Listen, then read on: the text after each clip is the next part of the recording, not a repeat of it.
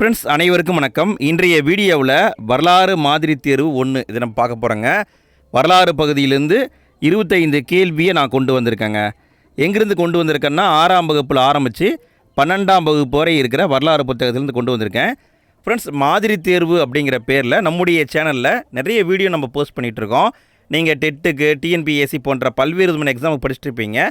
நீங்கள் எவ்வளோ தான் படித்தாலும் டெஸ்ட்டு போட்டு பார்த்தா தான் மறக்காமல் நம்ம மைண்டில் அப்படியே தங்கும்.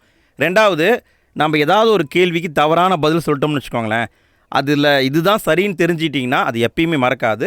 ஸோ அதுக்காகத்தான் நான் இந்த மாதிரி வீடியோக்களை கொடுத்துட்ருக்கேன். நம்முடைய வீடியோவை முழுமையாக பாருங்கள் ஃப்ரெண்ட்ஸ். வீடியோ பிடிச்சிருந்தால் லைக் போடுங்க. வீடியோ பற்றிய ஃபீட்பேக்கையும் மறக்காமல் கமெண்ட்டில் பதிவு பண்ணுங்கள். நீங்கள் கொடுக்குற ஒவ்வொரு சஜஷனையும் அடுத்தடுத்த வீடியோவில் நான் ஆட் பண்ணிகிட்டே வருவேன். சரி, ஓகே, நம்ம இன்றைய வீடியோக்குள்ளே போகலாமா? ஃபஸ்ட்டு கேள்வியை பாருங்கள். கீழ்கண்ட கூற்றுக்களை ஆராய்கன்னு கொடுத்துருக்காங்க.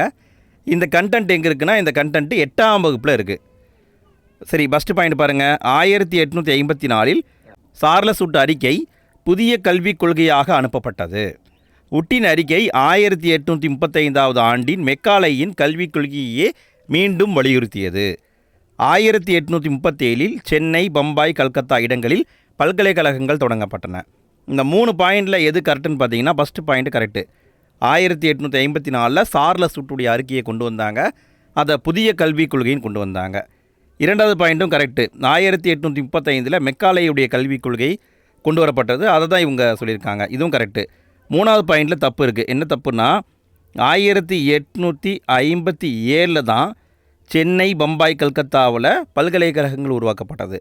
ஸோ மூன்றாவது பாயிண்ட் தப்பு. அப்போ 1, 2 மட்டும் சரி. அடுத்த வினா பாருங்கள். ஒரு சிம்பிள் கொஷின். கோவில்களுக்கு கொடையாக வழங்கப்பட்ட நிலங்களுக்கு என்ன பெயர்? கோவில்களுக்கு கொடையாக வழங்கப்பட்ட நிலங்களுக்கு என்ன பெயர்? இது 7th புக்லேயே இருக்குங்க. இதுக்கான பதில் தேவதானம் என்பது கரெக்டு. தேவதானம் என்பது சரி. அடுத்த வினா பாருங்கள். சரியான கூற்றை கண்டறிக.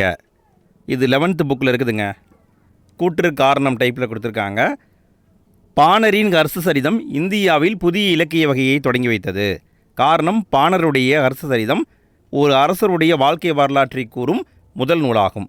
இது பாக்ஸ் கண்டென்ட்டுங்க. இதுக்கான பதில் 2மே சரிதாங்க. பாணர் அரசு சரிதம் அப்படிங்கிற புத்தகம் எழுதினார். அந்த புத்தகம்தான் ஒரு அரசருடைய வாழ்க்கை வரலாற்றை கூறும் முதல் நூலாகும். கூற்றும் காரணமும் சரி என்பதான் ஆன்சர். அடுத்த வினா பாருங்கள். தமிழ்நாட்டில் உள்ள தொல்பழங்கால பாறை ஓவியங்கள் உள்ள இடங்களை பொறுத்துக. தொல்பழங்கால பாறை ஓவியங்கள் எங்கெங்கே இருக்குதுன்னு கரெக்டாக பொருத்தணும். இது எங்கே இருக்குன்னா 6ஆம் வகுப்பில் இருக்குதுங்க. இதுக்கான பதில் கீழ்வலை என்பது விழுப்புரத்தில் இருக்குது. உசிலம்பட்டி என்பது மதுரையில் இருக்குது. குமுதிபதி கோயம்புத்தூரில் இருக்குது. பொறிவரை என்பது நீலகிரியில் இருக்குது. அடுத்த வினா பாருங்கள். கீழ்கண்ட கூற்றுக்களை ஆராய்க. இது 12th புக்கில் இருக்குதுங்க. First point, 1906 வ.உ. சிதம்பரனார் சுதேசி நீராவி கப்பல் கம்பெனி என்ற கூட்டுப்பங்கு நிறுவனத்தை பதிவு செய்தார். எஸ்எஸ்என்சின்னு சுருக்கமாக குறிப்பிடுவாங்க. மொத்த முதலீடான 10 லட்சம் ரூபாய் 40,000 பங்குகளாக பிரிக்கப்பட்டு ஒரு பங்கு ரூபாய் 100 வீதம் இந்தியர்கள், இலங்கையை சார்ந்தவர்கள், ஆசிய நாடுகளைச் சேர்ந்தவருக்கு மட்டும் விற்பனை செய்யப்பட்டது. வ.உ. சிதம்பரனார் எஸ்எஸ் காளியா மற்றும் எஸ்எஸ் லாவோ என்ற 2 நீராவி கப்பல்களை வாங்கினார். இதுக்கான பதில் பார்த்தீங்கன்னா, ஃபஸ்ட்டு பாயிண்ட்டு கரெக்டு. 1906 பதிவு பண்ணியிருப்பார். வித் டேட்டோட புக்லேயே போட்டிருப்பாங்க. எந்த டேட்டுன்னு உங்களுக்கு தெரியுமா? தெரிஞ்சதுன்னா கமெண்ட்டில் பதிவு பண்ணுங்கள். இரண்டாவது பாயிண்டில் தப்பு இருக்குது. என்ன தப்புனா, 10 லட்சம் ரூபாய் மொத்த மதிப்பீடா 40,000 பங்காக பிரித்தாங்க. ஒரு பங்கு 25 ரூபா அப்படிங்கிற வீதம் தான் எல்லாத்துக்கும் விற்றுருப்பாங்க. ஸோ 100 ரூபாய் என்பது தப்பு. மூன்றாவது பாயிண்ட்டு கரெக்டு. எஸ்எஸ் காளியா, எஸ்எஸ் லாவோ 2 நீராவி கப்பல்களை வாங்கி நடத்தியிருக்காங்க. அப்போ 1, 3 மட்டும் சரி என்பதான் ஆன்சர். அடுத்த வினா பாருங்கள். கீழ்கண்ட கூற்றுக்களை ஆராய்க. இதுக்கான பதில் 3 பாயிண்ட் இருக்குது. 1816 புனித ஜார்ஜ் கோட்டையில் கல்லூரியை F.W. எல்லிஸ் நிறுவினார். தென்னிந்திய மொழிகள் தனிப்பட்ட மொழி குடும்பத்தை சார்ந்தவை, அவை இந்தோ ஆரிய குடும்ப மொழிகளோடு தொடர்பு இல்லாதவை என்ற கோட்பாட்டை இவர்தான் உருவாக்கினார். ராபர்ட் கால்டுவெல் திராவிட அல்லது தென்னிந்திய மொழிகளின் ஒப்பீட்டு இலக்கணம் என்ற நூலில் இந்த கோட்பாட்டை 1852 விரிவுபடுத்தினார். இதில் எது சரின்னு பார்த்தீங்கன்னா, ஃபஸ்ட்டு பாயிண்ட் கரெக்டு. 1816 புனித ஜார்ஜ் கோட்டையில் F.W. எல்லிஸ் ஒரு கல்லூரியை உருவாக்கினார். கரெக்டு. இரண்டாவது பாயிண்ட்டும் கரெக்டு. தென்னிந்திய மொழிகள் தனிப்பட்ட மொழி குடும்பத்தை சார்ந்தது அப்படின்னு ஃபஸ்ட்டு சொன்னவரும் எலிஸ் தான். 3வது பாயிண்டில் தப்பு இருக்குது. என்ன தப்பு? ராபர்ட் கால்டுவெல் வந்து இந்த புத்தகம் எழுதினார். ஆனால் இந்த புத்தகம் 1856 ஆண்டில் தான் வெளிவந்திருக்கும். ஸோ இந்த பாயிண்ட் தப்பு. அப்போ 1, 2 மட்டும் சரி என்பது ஆன்சர். அடுத்த வேணா பாருங்கள், ஒரு சிம்பிளான கொஷின். யார் காலத்தில் நிலவரியானது காணிக்கடன் என்று அழைக்கப்பட்டது? யார் காலத்தில் நிலவரி காணிக்கடன் என்று அழைக்கப்பட்டது? இதுக்கான பதில் சோழர் காலத்தில் இப்படி அழைச்சிருப்பாங்க, சோழர் காலம். அடுத்த வினா பாருங்கள் ஃப்ரெண்ட்ஸ், இங்கே வந்து ஹெட்டிங்ஸ் வந்து தப்பாக கொடுக்கப்பட்டிருக்கு. கீழ்கண்ட கூற்றுகளை ஆராய்க, இப்படி தான் நீங்கள் படிக்கணும். சரிங்களா? ஹெட்டிங் தப்பாக அடிச்சிட்டாங்க. கூற்று: 1761 நடைபெற்ற 3வது பானிபட் போர் இந்தியாவில் ஆங்கிலேயர்கள் கால் ஒன்ற வழி கிடைத்தது. காரணம்: 3வது பானிபட் போருடைய முடிவில் மராத்தியருக்கும் முகாலயருக்கும் மிகப்பெரிய தோல்வி கிடைத்தது. இதுக்கான பதில்னு பார்த்தீங்கன்னா கூற்று காரணம் இரண்டுமே சரிதாங்க. 1761 3வது பானிபட் போர் நடந்திருக்கும். அந்த பானிபட் போரில் மராத்தியர்களும் முகாலயர்களும் வீழ்ச்சி அடைவாங்க. அதனால தான் ஆங்கிலேயர்கள் இந்தியாவுக்குள்ளே வந்தாங்க. ஸோ இங்கே பார்த்தீங்கன்னா கூற்று காரணம் இரண்டுமே சரிதான். அடுத்த வினா பாருங்கள். 3வது ஆங்கிலேய மைசூர் போரின் போது ஆங்கிலேய தலைமை ஆளுநராக இருந்தவர் யார்? 3வது ஆங்கிலேய மைசூர் போர் நடக்கும் பொழுது அதனுடைய தலைமை ஆளுநராக இருந்தவர் யார்? இதுக்கான பதில் காரன்வாலிஸ் என்பது கரெக்டு. இது வந்து 8ல் இருக்குதுங்க. அடுத்த வினா பாருங்கள். இந்திய தொல்லியல் துறை பற்றிய தவறான கூற்றை கண்டறிக. ஃப்ரெண்ட்ஸ், இது வந்து 6ஆம் வகுப்பில் இருக்குது. 3 பாயிண்ட் கொடுத்துருக்காங்க. ASI archaeological survey of India 1861 உருவாக்கப்பட்டது. அலெக்சாண்டர் கன்னிங்காம் என்ற படை தளபதியால் உருவாக்கப்பட்டது. இதன் தலைமையகம் புதுடில்லியில் உள்ளது. இதில் எது கரெக்டுன்னு பார்த்தீங்கன்னா ஃபஸ்ட்டு பாயிண்ட்டு கரெக்டு, 1861 உருவாக்கியிருக்காங்க. 3வது பாயிண்ட்டும் கரெக்டு, இதனுடைய தலைமையகம் புதுடில்லியில் இருக்குது. ஆனால் 2வது பாயிண்டில் தப்பு இருக்குது. என்ன தப்புனா, அலெக்சாண்டர் கன்னிங்காம் என்பவர் படை தளபதி கிடையாது. அவர் வந்து நில அளவையாளர் அப்படின்னு வந்திருக்கணும். சரிங்களா? இது வந்து பாக்ஸ் கண்டென்ட்டுங்க. ஸோ இங்கே பார்த்தீங்கன்னா 1 மற்றும் 3 சரி என்பது ஆன்சர். அடுத்த வினா பாருங்கள். மகள்வாரி முறை எந்த பகுதியில் செய்து கொள்ளப்பட்டது? அதாவது மகள்வாரி முறை என்பதை எந்த பகுதியில் அறிமுகம் செஞ்சாங்க அப்படின்னு கேட்டிருக்காங்க. இதுக்கான பதில் பஞ்சாப் பகுதியில் தான் அறிமுகப்படுத்தியிருக்காங்க. மகள்வாரி முறைனா பஞ்சாப் பகுதி. அடுத்த வினா பாருங்கள். சிந்துவெளி நாகரிகம் பற்றிய தவறான கூற்றை கண்டறிக. இது எங்கிருந்து எடுத்திருக்காங்கன்னா 6ஆம் வகுப்புலேருந்து எடுத்திருக்காங்க. 4 பாயிண்ட் இருக்குது. இதன் காலம் கிமு 3300 டு கிமு 1900 வரை ஆகும். 13 லட்சம் சதுர கிலோமீட்டர் பரப்பளவு கொண்டது. 6 பெரிய நகரங்களை கொண்டது. இரும்பு காலத்தை சார்ந்தது. இதில் எது தப்புன்னு பார்த்தீங்கன்னா இந்த 4வது பாயிண்ட் தான் தப்பு. சிந்துவெளி நாகரிகம் என்பது இரும்பு காலம் கிடையாது. இது வந்து வெண்கல காலம். வெண்கல காலம் என்பது சரி. சரிங்களா? காலத்தையும் பார்த்துக்கோங்க. ஃப்ரெண்ட்ஸ், நான் இங்கே ஒரு கேள்வியை கேட்குறேன். இதுக்கான பதிலை நீங்கள் தான் கமெண்ட்டில் பதிவு பண்ணணும். சிந்துவெளி மக்களுக்கு தெரியாத விலங்கு என்ன? மறக்காமல் கமெண்ட்டில் பதிவு பண்ணுங்கள். அடுத்த வினா பாருங்கள். நகரங்களில் சிறந்தது காஞ்சி என்று கூறியவர் யார்? இது 6ஆம் வகுப்புலேயே இருக்குதுங்க. நகரங்களில் சிறந்தது காஞ்சி என்று கூறியவர் காளிதாசர் என்பது தான் கரெக்டு, காளிதாசர். அடுத்த வினா பாருங்கள். கீழ்கண்ட கூற்றுகளை ஆராய்க. இது வந்து 6ஆம் வகுப்பில் இருக்கிற கண்டென்ட் தாங்க. 3 பாயிண்ட் இருக்குது, எது சரின்னு சொல்லணும். கிபி 5ஆம் நூற்றாண்டில் யுவான் சுவாங் நாலந்தாவிற்கு வந்தார். அங்கு மாணவர்கள் வேதங்களோடு நுண்கலைகள், மருத்துவம், கணிதம், வானியல், அரசியல் மற்றும் போர்க்கலை ஆகியவற்றில் பயிற்சி பெற்றனர். நாலந்தா அகழாய்வு தளத்தை யுனெஸ்கோ 2009 உலக பாரம்பரிய சின்னங்களில் ஒன்றாக அறிவித்தது. இதில் எது சரின்னு பார்த்தீங்கன்னா 2வது பாயிண்ட்டும் சரி, 3வது பாயிண்ட்டும் சரி. 2009 தான் அறிவிச்சிருக்காங்க. ஃபஸ்ட்டு பாயிண்டில் தப்பு இருக்குது. என்ன தப்புன்னா, யுவான் சுவாங் வந்து 7ஆம் நூற்றாண்டில் தான் வந்திருப்பார். சரிங்களா? ஸோ அதனால் இந்த பாயிண்ட் தப்பு. அப்போ பார்த்தீங்கன்னா 2, 3 மட்டும் சரி என்பது ஆன்சர். அடுத்த வினா பாருங்கள். ஒரு சிம்பிள் கொஷின். காலின் ஜாக்சன் எந்த பகுதியின் ஆட்சியாளர்? காலின் ஜாக்சன் என்பவர் எந்த பகுதியுடைய ஆட்சியாளர்? இது வந்து 10th புக்லேயே இருக்குதுங்க, 8லேயும் இருக்குது. இதுக்கான பதில் ராமநாதபுரத்துடைய ஆட்சியாளர். காலின் ஜாக்சன் ராமநாதபுரத்துடைய ஆட்சியாளர். அடுத்த வினா பாருங்கள். 1744 ஆண்டு வரை கிழக்கிந்திய கம்பெனியுடைய முதன்மை குடியிருப்பாக இருந்தது என்ன? 1744 ஆண்டு வரை கிழக்கிந்திய கம்பெனியுடைய முதன்மை குடியிருப்பாக இருந்தது என்ன? இதுக்கான பதில் புனித ஜார்ஜ் கோட்டை என்பது கரெக்டு, புனித ஜார்ஜ் கோட்டை.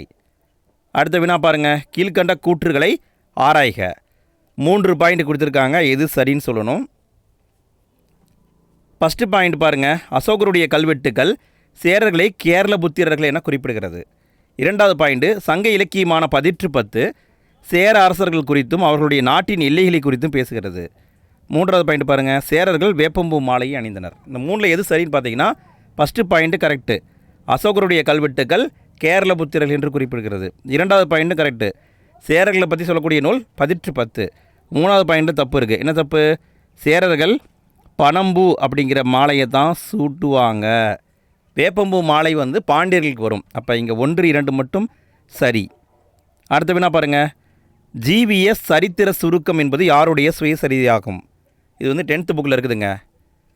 ஜிவிஎஸ் சரித்திர சுருக்கம் என்பது இரட்டைமலை சீனிவாசன் அவருடைய சுயசரிதை நூல். 1939 அவர் வெளியிட்டிருப்பார். அடுத்த வினா பாருங்கள், சரியான கூற்றை கண்டறிக. கூற்று, வரிகொடா இயக்கம் ஒரு தேசிய தலைவராக காந்தியடிகளின் நற்பெயரை பெரிதும் மேம்படுத்தியது. காரணம், 1922 பிப்ரவரி மாதம் சாம்பிரானில் வரிகொடா இயக்கத்தை காந்தியடிகள் அறிவித்தார். இதுக்கான பதில்னு பார்த்தீங்கன்னா கூற்று சரி, காரணம் தப்பு. என்ன தப்புன்னா 1922 பிப்ரவரியில் சொல்லியிருப்பாங்க, ஆனால் சாம்பிரான் அப்படிங்கிறது தப்பு. சாம்பிரான் கிடையாது, அறிவித்த இடம் வந்து பர்தோலி அப்படின்னு வரணும். சரிங்களா? பர்தோலி என்ற இடத்துல தான் காந்தியடிகள் அறிவிச்சிருப்பாங்க. ஸோ இங்கே பார்த்தீங்கன்னா கூற்று மட்டும் சரி என்பது ஆன்சர். இது எங்கே இருக்குதுன்னா இது வந்து 12th புக்கில் இருக்குதுங்க. அடுத்த வினா பாருங்கள், கீழ்கண்ட கூற்றுகளை ஆராய்க. 3 பாயிண்ட் இருக்குது, எது சரின்னு சொல்லணும். ஃபஸ்ட்டு பாயிண்ட்டு, ஜவஹர்லால் நேரு தலைமையில் இடைக்கால அரசு 1946 செப்டம்பர் மாதம் அமைக்கப்பட்டது. சில தயக்கங்களுக்கு பிறகு முஸ்லீம் லீக் இந்த இடைக்கால அரசில் 1946ஆம் ஆண்டு அக்டோபர் மாதம் இணைந்தது. செப்டம்பர் மாதம் அமைச்சாங்க, அதில் முஸ்லீம் லீக் அக்டோபரை இணைச்சாங்க. அதன் பிரதிநிதி லியாகத் அலி கான் தொழில்துறை உறுப்பினராக ஆக்கப்பட்டார். இதில் வந்து ஃபஸ்ட்டு பாயிண்ட்டு கரெக்டுங்க, 2வது பாயிண்ட்டு கரெக்டு. 3வது பாயிண்டில் தப்பு இருக்குது. என்ன தப்புனா லியாகத் அலி கான் வந்து நிதி உறுப்பினராக ஆக்கப்பட்டார். ஸோ இந்த பாயிண்ட்டு தவறு. அப்போ 1, 2 மட்டும் சரி என்பது ஆன்சர். அடுத்த வினா பாருங்கள், கீழ்கண்ட கூற்றுகளை ஆராய்க. 4 பாயிண்ட் இருக்குது, எது சரி சொல்லணும். பொருணை நாகரிகம் தமிழ் பண்பாட்டின் தொட்டில் எனப்படுகிறது. பொருணைனா தாமிரபரணி நதிங்க, தமிழ்நாட்டுடைய ஒரே வற்றாத ஆறாகும். பொருணை ஆற்றின் கரையில் உள்ள ஆதிச்சநல்லூரில் 1876ஆவது ஆண்டு ஜெர்மானியர் டாக்டர் ஜாக்கோர் என்பவரால் அகழ்வாய்வு நடத்தப்பட்டது. இந்திய அரசு அதனுடைய தொல்லியல் துறையினர் 2014 ஆதிச்சநல்லூரில் தொல்லியல் அகழாய்வு செய்தனர். இதில் எது கரெக்டுனா ஃபஸ்ட்டு பாயிண்ட் கரெக்டுங்க, பொருணை நாகரிகம் தமிழ் பண்பாட்டின் தொட்டில் என அழைக்கப்படுகிறது. 2வது பாயிண்ட்டும் கரெக்டு, பொருணை என்பது தமிழ்நாட்டுடைய ஒரே வற்றாத ஆறாகும். 3 வந்து கரெக்டு, ஆதிச்சநல்லூரில் 1876 ஜெர்மானியரான டாக்டர் ஜாக்கோர் வந்து அகழ்வாய்வு ஃபஸ்ட்டு பண்ணார்.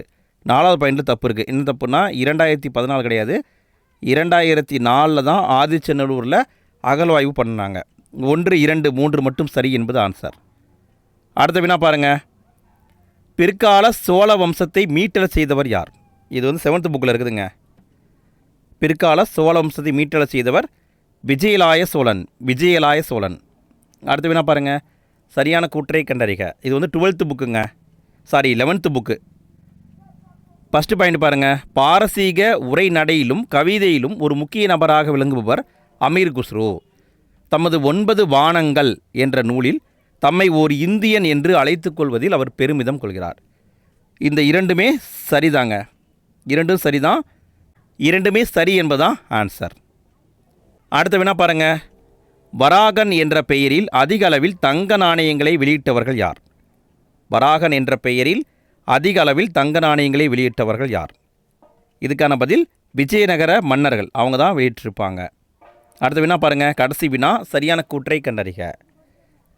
1903 அந்த ஆண்டில் மின்டோ பிரபு இந்திய அரச பிரதிநிதியாக பணியமர்த்தப்பட்டதிலிருந்து மிதவாத தேசியவாதிகளுக்கும் தீவிர தேசியவாதிகளுக்கும் இடையே நிலவிய கருத்து வேற்றுமை மேலும் தீவிரம் அடைந்தது. வேற்றுமைகள் வளர்ந்து கொண்டிருந்த நிலையில் 1906ஆவது வருஷம் கல்கத்தாவில் மாநாடு நடக்குது. அந்த மாநாட்டில் மிதவாத தேசியவாதிகளின் கோரிக்கையை ஏற்று தாதாபாய் நவ்ரோஜி தலைவராக தேர்ந்தெடுக்கப்பட்டதால் பிளவு தவிர்க்கப்பட்டது. இங்கே விடைன்னு பார்த்தீங்கன்னா கூற்று 1 தப்பு இருக்குது, கூற்று 2 சரி. 1906 கல்கத்தா மாநாட்டில் யார் தலைவராக தேர்ந்தெடுக்கப்பட்டாங்கன்னா தாதாபாய் நௌரோஜி, கரெக்டு. ஆனால் மின்டோ பிரபு எப்போ நியமிக்கப்பட்டார்னா 1906 வருடம்தான் அவர் அரச பிரதிநிதியாக நியமிக்கப்பட்டிருப்பார். ஸோ இங்கே பார்த்தீங்கன்னா கூற்று 2 மட்டும் சரி என்பது ஆன்சர். 2 மட்டும் சரி. ஃப்ரெண்ட்ஸ், நம்ம இன்றைய வீடியோவில் 25 கேள்வியை பார்த்துருக்கோம். நீங்கள் டெட்டு, டிஎன்பிஎஸ்சி போன்ற பல்வேறு எக்ஸாமுக்கு படிச்சுட்டு இருப்பீங்க. நீங்கள் இதை டெஸ்ட் மாதிரி போட்டு பார்த்துருப்பீங்க. எத்தனை கேள்விக்கு உங்களுக்கு ஆன்சர் தெரிஞ்சது? மறக்காமல் கமெண்ட்டில் பதிவு பண்ணுங்கள். ஏதாவது சேஞ்சஸ் பண்ணணுமா அதையும் நீங்கள் கமெண்ட்டில் பதிவு பண்ணுங்கள். அடுத்தடுத்த வீடியோக்களை நாங்கள் சேஞ்சஸ் பண்ணிக்கிறோம். ஓகே ஃப்ரெண்ட்ஸ், நம்ம அடுத்த வீடியோவில் மீண்டும் சந்திப்போம். அனைவருக்கும் நன்றி.